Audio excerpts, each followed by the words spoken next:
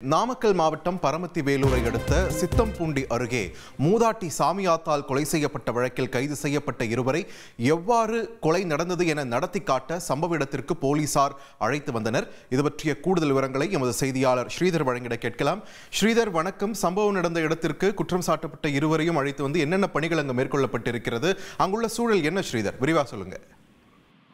நாமக்கல் மாவட்டம் சித்தம்பூண்டி அருகே குளத்துப்பாளையம் கிராமத்து தோட்டத்தில் வீட்டில் தனியாக வசித்து வந்த மூதாட்டி சாமியாத்தால் என்பவரை கடந்த 8ஆம் தேதி நள்ளிரவில் மர்ம நபர்களால் படுகொலை செய்யப்பட்டார். மூதாட்டியை கொலை செய்த குற்றவாளிகளை பிடிக்க பரமத்தி வேலூர் டிஎஸ்பி சங்கீதா தலைமையில் 4 தனிப்படைகள் அமைக்கப்பட்டு தீவிர தேடுதல் வேட்டையில் ஈடுபட்டனர். இந்த நிலையில்தான் கரூர் மாவட்டம் குளித்தலை பகுதியில் பதுங்கியிருந்த ஆனந்தகுமார், அஜித்குமார் ஆகிய இருவரையும் கைது செய்து விசாரணை நடத்தினர்.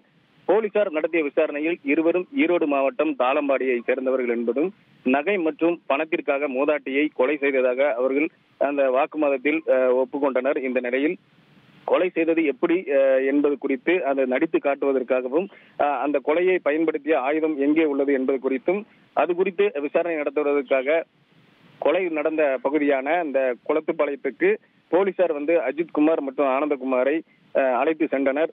அப்போது மூதாட்டியின் வீட்டிற்கு முன்பு உங்கள் உறவினர்கள் மற்றும் குடும்பத்தினர் இருந்தனர். தொடர்ந்து எந்த பகுதியில் வந்தீர்கள், எவ்வாறு மூதாட்டியை கொலை செய்தீர்கள் என நடித்து காட்டினர்.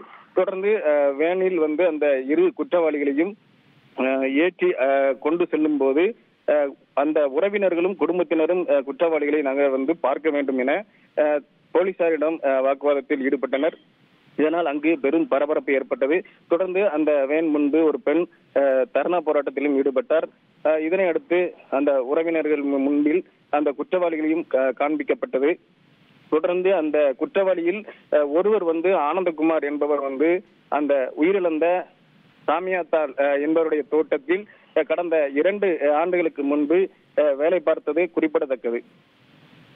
ஸ்ரீதர், இப்போ இந்த மூதாட்டி கொலை சம்பவத்தை தொடர்ந்து அந்த பகுதியில் இருக்கக்கூடிய மற்ற தோட்டத்து வீடுகள், அந்த ஏரியாவோட பாதுகாப்பு உறுதி செய்ய என்ன நடவடிக்கை எடுக்கப்பட்டிருக்கு?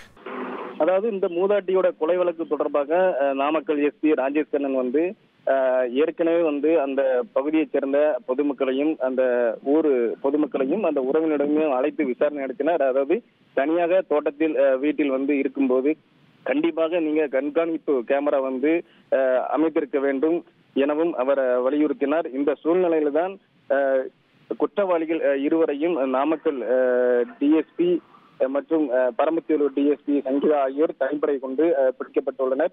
தொடர்ந்து அந்த இரு குற்றவாளிகளிடமும் நல்லூர் போலீசார் விசாரணை நடத்தி வருகின்றனர். நன்றி ஸ்ரீதர், உங்கள் விரிவான தகவல்களுக்கு. செய்திகளை உடனுக்குடன் தெரிந்து கொள்ள உடனே சப்ஸ்கிரைப் பண்ணுங்க.